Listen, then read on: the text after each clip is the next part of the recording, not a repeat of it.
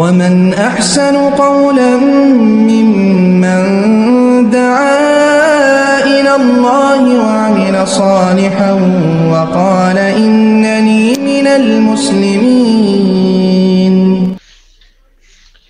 ওয়ালাইকুম আসসালাম ওয়া রাহমাতুল্লাহি ওয়া বারাকাতুহু। আলহামদুলিল্লাহি ওয়াহদা ওয়াসসালাতু ওয়াসসালামু আলা মান লা নাবিয়্যা বা'দা, আম্মা বা'দ।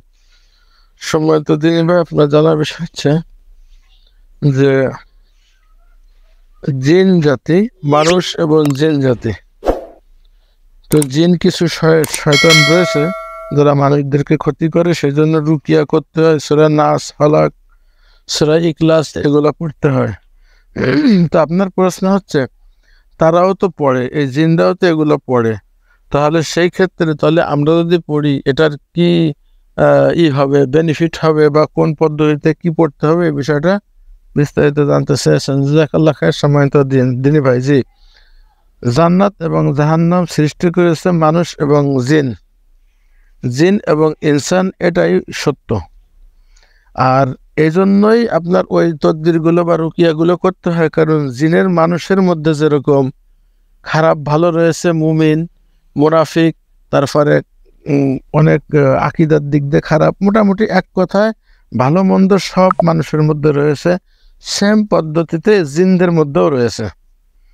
তো জিনদের মধ্যে যেহেতু রয়েছে, তাহলে ভালোগুলো তো তারা মুমিন, ইমানদার জিন, তাদের জন্য জান্নাত। আর কিছু খারাপ শয়তান রয়েছে, তাদের জন্যই এই তারা ক্ষতি করে মানুষদেরকে, এই জন্যই ওই রুকিয়াগুলো পড়তে হয়, এই জন্য ওটাই পড়তে হয় আর কি। যেমন কিছু তো রয়েছে কোরআন কারীমের আয়াত দ্বারা, যেমন নাস, ফালাক, ইখলাস, এটা স্পেশালভাবে রাসূল সাল্লাল্লাহু আলাইহি সাল্লামকে যে গুণ জ্ঞান দিয়েছিল এটাকে কাটার জন্য এগুলো পড়তেন। তারপরে সূরা বাকারা যে ঘরে তিলাওয়াত করা হয় সেই ঘরে কোনো ভূত পেত্নী থাকতে পারে না।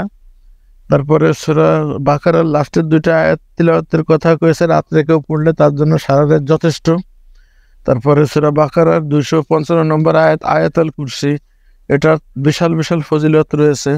হ্যাঁ, তো এই জন্য বিশেষ করে এই জন্যই আমরা ওটা পড়ি, এটা ওই জন্যই পড়ি যাতে এরকম খারাপের কোনো কিছু থেকে যাতে আমরা হেফাজত থাকতে পারি, এই জন্যই এগুলোই স্পেশাল দোয়া।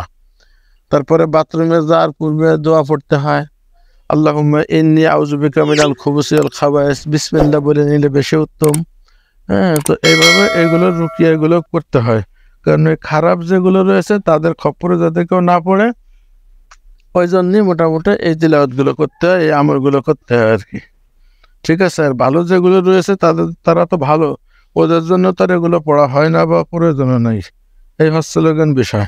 ঠিক আছে, আশা করি বুঝতে পেরেছেন। জাযাকাল্লাহ খায়ের। আল্লাহু আ'লাম বিস-সাওয়াব। আসসালামু আলাইকুম ওয়া রাহমাতুল্লাহি ওয়া বারাকাতুহু।